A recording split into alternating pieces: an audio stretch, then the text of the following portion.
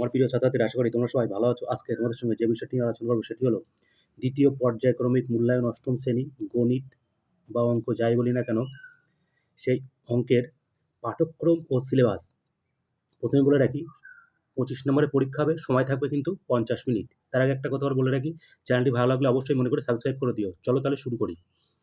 প্রথমে পাঠ্যক্রম বলতে আমরা কোন কোন অধ্যায়গুলো পরীক্ষা হবে দেখে নাও। প্রথমে হচ্ছে অধ্যায় 7 অধ্যায় কী আছে না, বিপ্রতীপ কোণের ধারণা।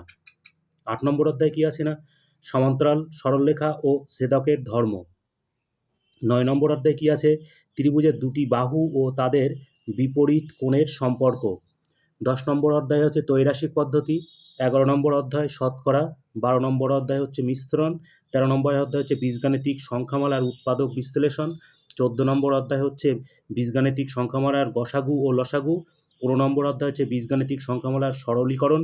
16 নম্বর অধ্যায় হচ্ছে ত্রিভুজের কোণ ও বাহুর মধ্যে সম্পর্ক যাচাই। এবং 17 নম্বর অধ্যায় হচ্ছে সময় ও কার্য। তাহলে এই অধ্যায়গুলো কিন্তু দ্বিতীয় ইউনিট টেস্ট বা দ্বিতীয় পর্যায়ক্রমিক মূল্যায়ন কিন্তু পরীক্ষা হবে। পরীক্ষা হবে কত টাইমের, 50 মিনিট সময়, 25 নম্বরের পরীক্ষা হবে। এবার দেখে নাও প্রশ্ন কাঠামো, কোথা থেকে কোন ধরনের প্রশ্ন আসবে। একদম প্রথমে হচ্ছে অতি সংক্ষিপ্ত প্রশ্ন থাকবে 3টি। 1 গুণ 3 কোথা কোথা থেকে থাকবে বলে রাখি, পাটিগণিত থেকে থাকবে একটি, বীজগণিত থেকে থাকবে একটি, জ্যামিতি থেকে থাকবে একটি।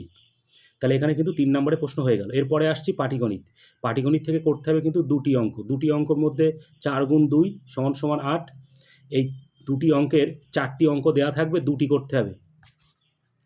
এই যে দেখে নাও 4টি অঙ্ক কিন্তু দেওয়া থাকবে, দুটি অঙ্ক তার মধ্যে করতে হবে। এই যে 4 গুণ 2 = 8।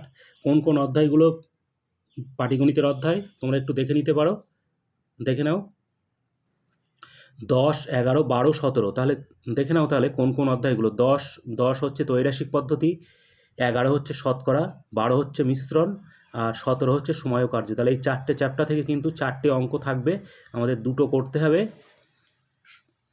4 গুণ 2 = 8। তাহলে পাটিগণিত হয়ে গেল। এরপরে আসছি বীজগণিত। বীজগণিতে কী কী আছে, এই যে বীজগণিতে তাহলে দেখে নাও দুটি। এখানে 4 গুণ 1 = 4। এখানে থাকবে হচ্ছে দুটি, এই দুটির মধ্যে একটি করতে হবে। সেখানে অধ্যায় হচ্ছে 14 নম্বর অধ্যায় থেকে কিন্তু দুটো অঙ্ক থাকবে, একটা করতে হবে। নাম্বার পাবে তোমরা 4 গুণ 1 = 4। তাহলে 14 নম্বর অধ্যায়টা কোন অধ্যায়ের মধ্যে পড়ছে একটু দেখে নাও তোমরা। 14 নম্বর অধ্যায় কী আছে, হচ্ছে বীজগণিতিক সংখ্যামালার গসাগু ও লসাগু। তাহলে এই চ্যাপ্টার থেকে কিন্তু দুটি অঙ্ক থাকবে, একটি করতে হবে। পরেরটা হচ্ছে 3 গুণ 1 = 3। এখানেও কিন্তু দুটি অঙ্ক থাকবে, একটি করতে হবে। এখানে অধ্যায় হচ্ছে 13, 15 অধ্যায় তোমরা দেখে নিতে পারো। 13 হচ্ছে বীজগাণিতিক সংখ্যামালার উৎপাদক বিশ্লেষণ। 15 নম্বর হচ্ছে বীজগাণিতিক সংখ্যামালার সরলীকরণ। তাহলে এই দুটো অধ্যায় থেকে দুটো অঙ্ক থাকবে, একটা করতে হবে। নম্বর পাবে তোমরা কিন্তু 3 নাম্বার। তাহলে এখান থেকে হয়ে গেল। এরপরে আসছি জ্যামিতির যে বাকি চ্যাপ্টারগুলোর মধ্যে থাকছে, পাটিগণিত এবং বীজগণিত বাদ দিয়ে বাকিগুলো কিন্তু থাকবে জ্যামিতি। এই জ্যামিতির মধ্যে করতে হবে তোমাদের একটি উপপাদ্য থাকবে, কিন্তু দেয়া থাকবে দুটি, মানে দুটি উপপাদ্য দেয়া থাকবে, করতে হবে কিন্তু।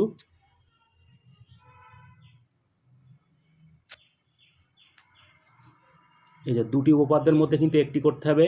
আর প্রয়োগ থাকবে একটি, প্রয়োগেও কিন্তু দুটি, প্রয়োগের মধ্যে একটি করতে হবে। তাহলে একটাই পাবে তোমরা উপপাদ্যের জন্য 4, প্রয়োগের জন্য পাবে 3। তাহলে এখান থেকে মোট কত নাম্বার হচ্ছে, প্রথমে 3, তারপরে হচ্ছে এই যে 3, তারপরে হচ্ছে 8, 8 আর 3 11, 11 এখানে 4 15, 15 আর 3 18, 18 আর 4 22 আর 3 25। তাহলে মোট নাম্বার কিন্তু এখানে হয়ে গেল 25 নম্বরে পরীক্ষা হবে।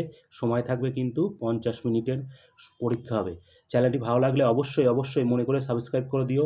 ধন্যবাদ, ভালো থেকো, সুস্থ থেকো।